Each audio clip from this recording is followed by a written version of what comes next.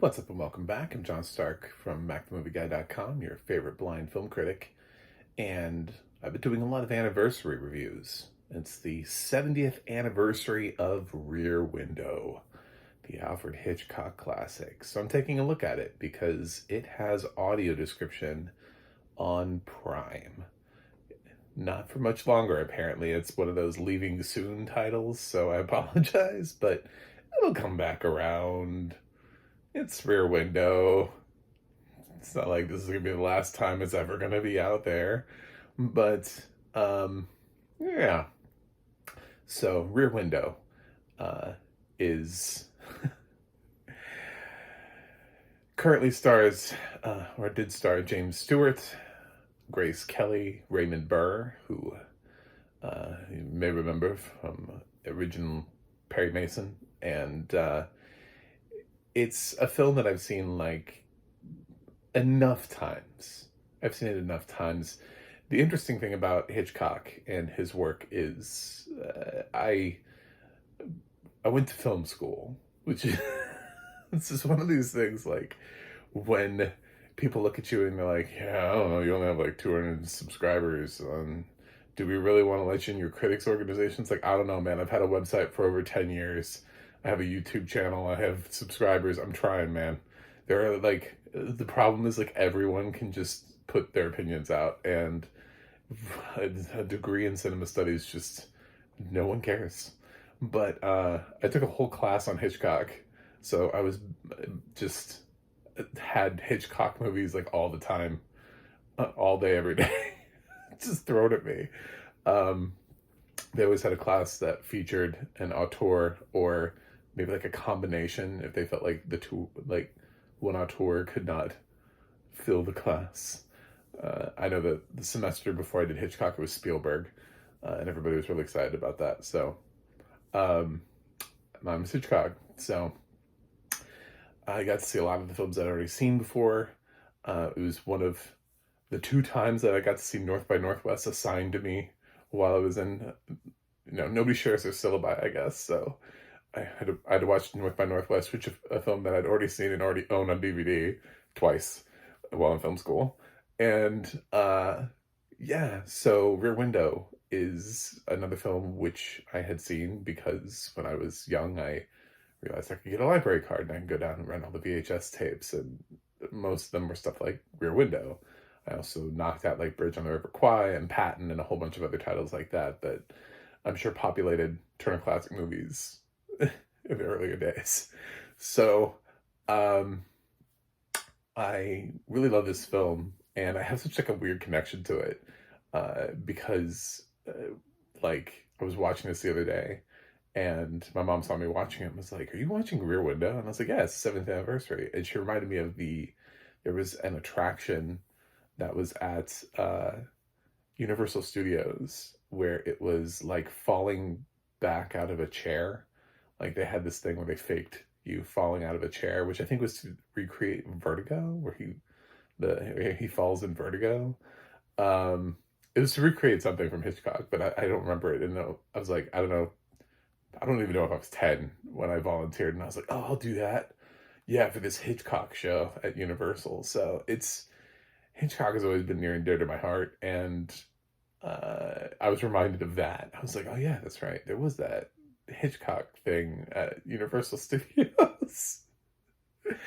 um, so yeah, it was interesting getting to watch this again for the I don't know time, uh, umpteenth. Isn't that that's an official number now?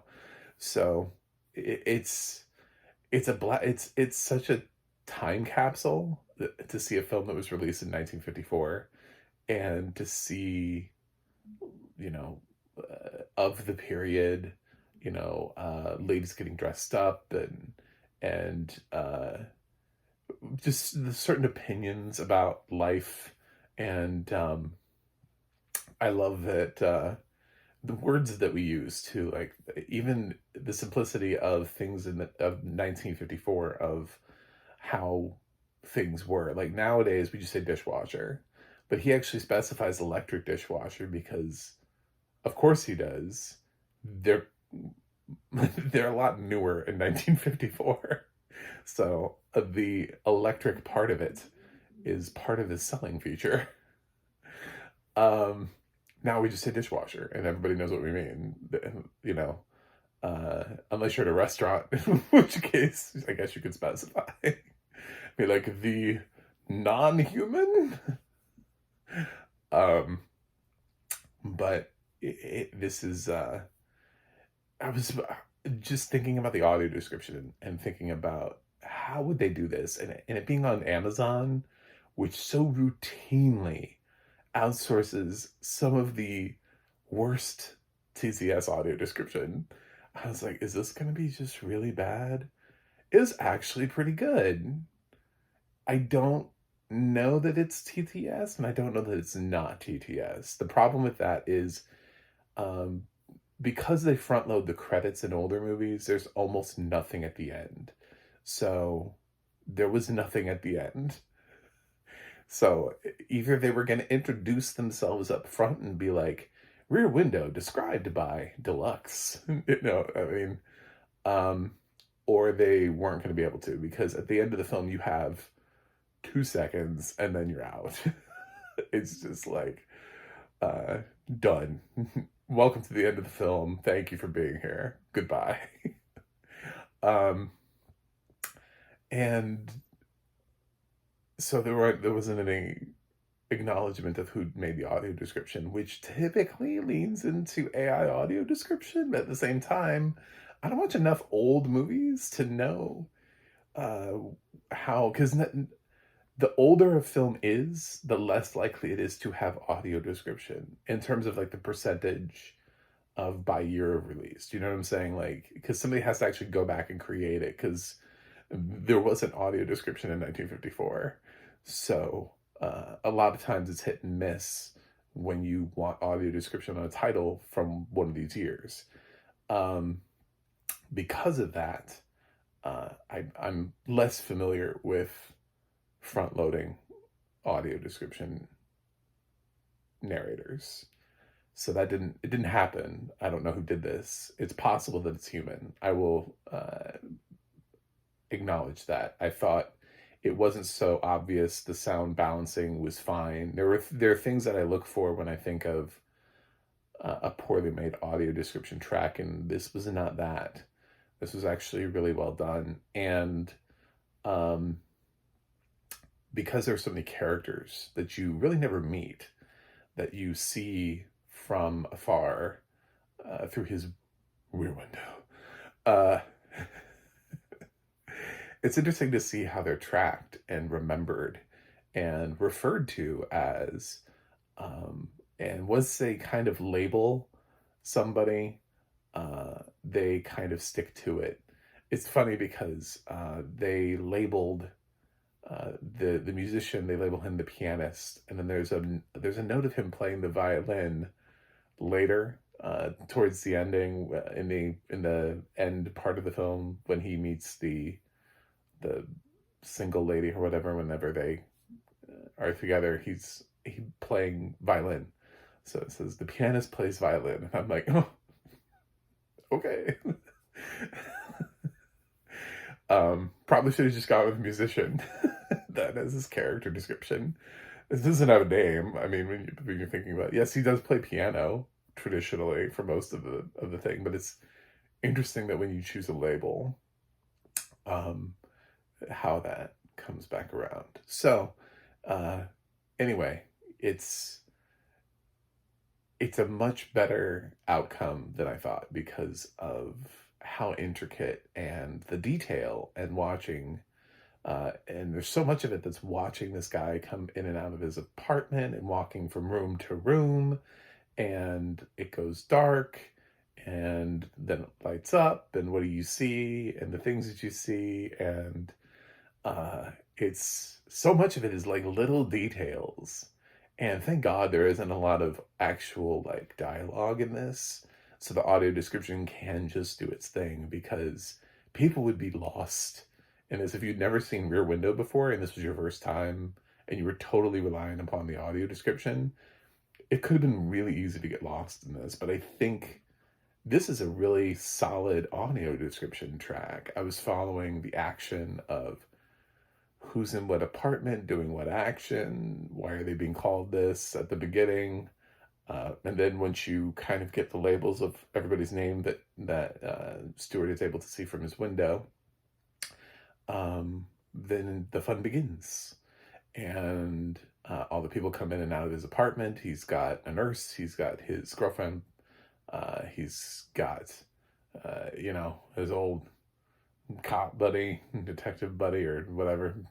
Raymond Burr. He's got Raymond Burr.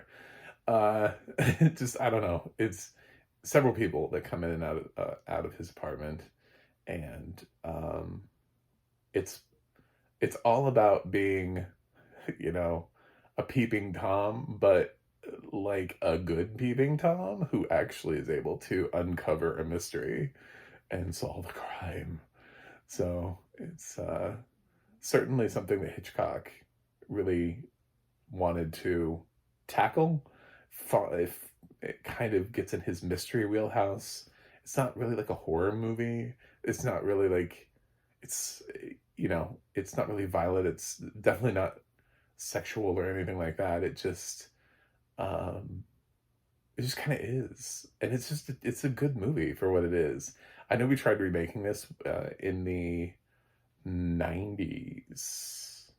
We tried remaking this in the 90s with um, Superman after he became necessary in a wheelchair. Um, but this is not something that ever needs to be remade. It's like the first thing is perfect. It's the same thing. The same thing is true. It's like there's nothing wrong with the other version of it. It's fine. I think Kim Cattrall is in it. Am I right? I think it's him and Kim Cattrall. Anyway, um, there's 12 Angry Men with Henry Fonda, which is considered to be one of the greatest films of all time. There's actually a remake version of that with Jack Lemmon, and it's really hard to hate when you say that. When you say that out loud, you're like, "Oh wow, 12 Angry Men with Jack Lemmon." That's a really that's a strong casting choice, and it is. And that version is really pretty good. But so it's not really that radically different from the original one with Henry Fonda, but it's not. I'm not going to be in a position where I'm going to be like, "Oh, Jack Lemmon is terrible." Is there a potential to remake Rear Window with somebody else who's just, you know, on Jimmy Stewart's level? Yeah, of course there is. But why? It wouldn't be directed by Hitchcock. It'd be somebody trying to replicate Hitchcock's style and do everything that he set up the first time. So just watch the original. Watch and embrace it for what it is. I don't care that it's from the 50s. It's been restored so many times. This film looks probably amazing. It's been restored and re-released before. So this is definitely something that's well preserved in terms of visual quality. I don't even need to be able to see to be able to tell you that. It's just like from the last time that I saw it, it looked really good for its age. The plastic surgery has held. Uh, so yeah, the performances are great. James Stewart. Uh, I I love Jimmy Stewart before he just became a Western actor. Like I loved the Jimmy Stewart that was like not in Westerns. I don't know why he became a Western actor. Uh, it it just it's so weird to me. He feels like the Tom Hanks of his generation. So it'd be like if Tom Hanks just started making Westerns all the time. Just like all the time. It'd be like, why are you in Westerns all the time now? Um, so yeah, it's it's a good performance from him. So of course he has a lot of good performances. Harvey. If you've never seen Harvey, I'll give it a little shout out here. I thought he was terrific in Harvey. So um, yeah, this is out there, and the audio description is pretty great. I'm not gonna lie. And I don't want to spoil Rear Window with the endings and everything and the mystery. If you haven't seen it, I just want to give it like a light little nod and appreciation for 70 years of Rear Window. 70 years of Rear Window. I'm not even close to 70. So, I definitely appreciate this. And Hitchcock, and I love how Hitchcock always tries to find a way to always thumb his nose at censors, no matter what. Like, it's always something. There's always some little thing that he wants to play around with. And whether it's having a newlywed couple in a room with closed closed windows, so it's like wink, wink, nudge, nudge. We know what we're doing in there, but you know, he always finds a way to, you know, subvert the code that the bane of his existence for so long, in some form or another. So anyway, Rear Window. I This is I have a handful of Hitchcock films that I would say are like my desert island Hitchcock films because I've seen them enough times. So Rear Window gets an A+. Yeah, this is one of my favorite Hitchcock films. There are some other films that I think are really good. They're just not, I don't have that warm, fuzzy feeling attraction to them. And that's why when I saw Rear Window and I realized the release year and saw it on Amazon, I was like, oh yeah, I could do an anniversary. I know people would want to do a 75th anniversary, but that means I have to remember in 5 years, watch Rear Window. Let's go ahead and get it done. 70th anniversary. So now I have a review of Rear Window on my channel. Thanks for watching. Thanks for subscribing. And I'll see you guys on the other side.